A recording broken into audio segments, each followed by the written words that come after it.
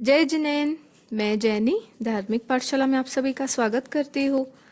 आज बारी है कहानी विभाग की, जिसमें हम जानेंगे सुबुद्धि प्रधान की कहानी।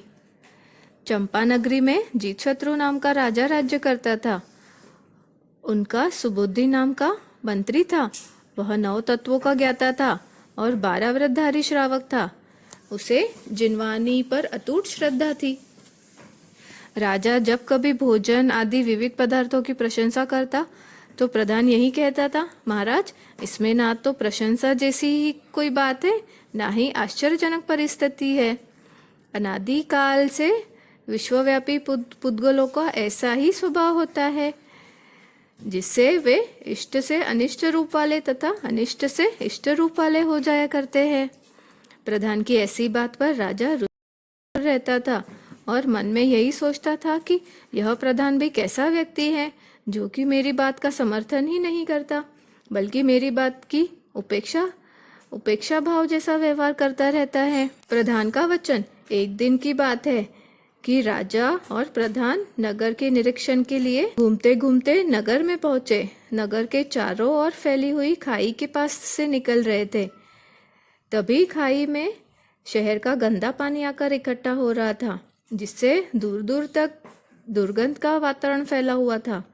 दुर्गंध होने के कारण राजा ने अपने नाक पर कपड़ा बांध लिया था और बांधते हुए ही प्रधान से पूछा, देखो प्रधान जी, कितना दुर्गंधमय और गंदा पानी इस खाई में इकट्ठा हो रहा है। तभी सुबुद्धि प्रधान ने उत्तर दिया, महाराज, पुद्गलों का तो यही स्वभाव है कि वे अच्छे के बुरे और बुरे के अच्छे होते रहते हैं। राजा यह पुराना उत्तर सुनकर अप्रसन्न हुआ। राजा ने पूछा कि यह कैसे? तब प्रधान ने बोला, हे राजन, समय आने पर मैं इसका उत्तर मैं आपके सामने प्रस्तुत करूंगा। फिर दोनों अपने अपने स्थान पर चले गए।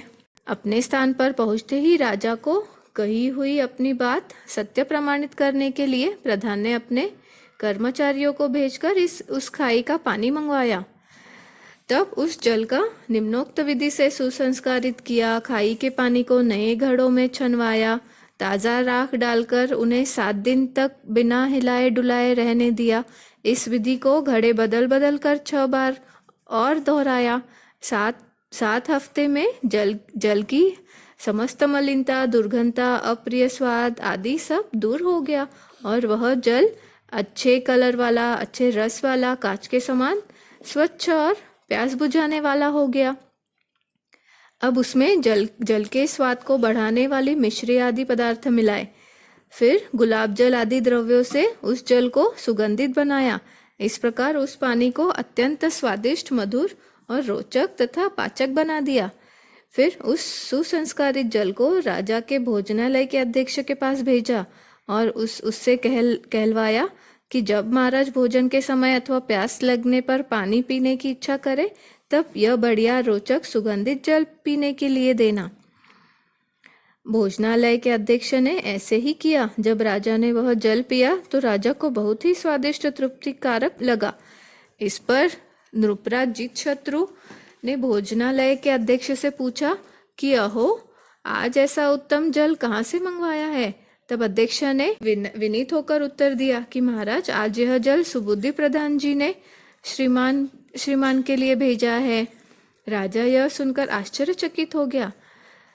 तभी सुबुद्धि प्रधान को बुलाकर राजा ने कहा कि प्रधान जी, हर रोज आप ऐसा अति उत्तम जल पिया करते हैं, तो फिर हमारे लिए पहले से ही प्रतिदिन ऐसा जल क्यों नहीं भेजते रहे, तथा इतने दिन पश्चात आज आपने क्यों भेजा यह जल?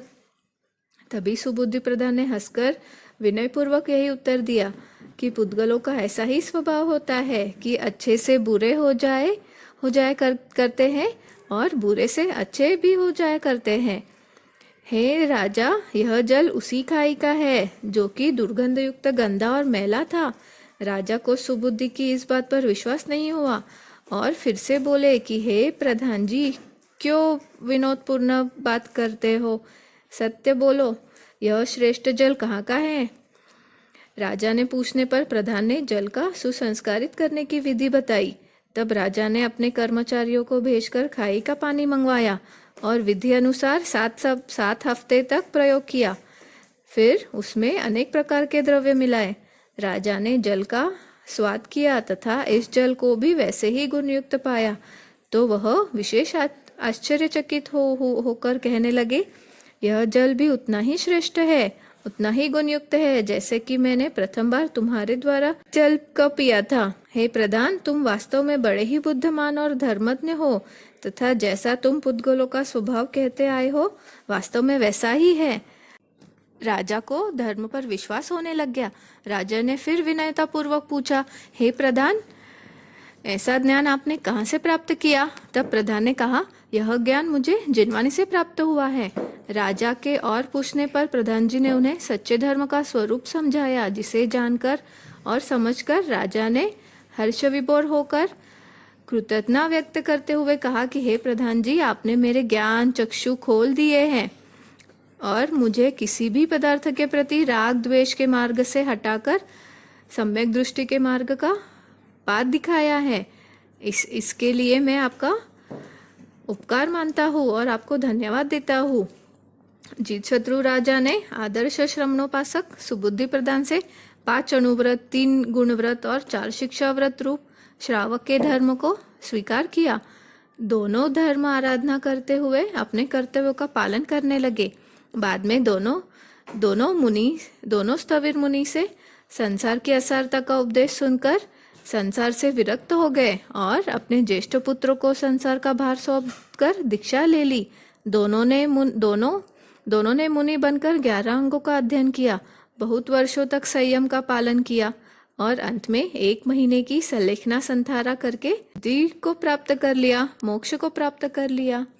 तो ये थी सुबुद्धि प्रधान की कहानी, जो अपने जिनवानी, अपने धर्म पर दृढ़ था। तो आज के लिए बस इतना ही। अगली पाठशाला में फिर मिलेंगे एक नई कहानी के साथ। तब तक चिंतन, मनन और धर्म ध्यान करें और धार्मिक पाठशाला से जुड़े रहे। जय जिनेन्द्र।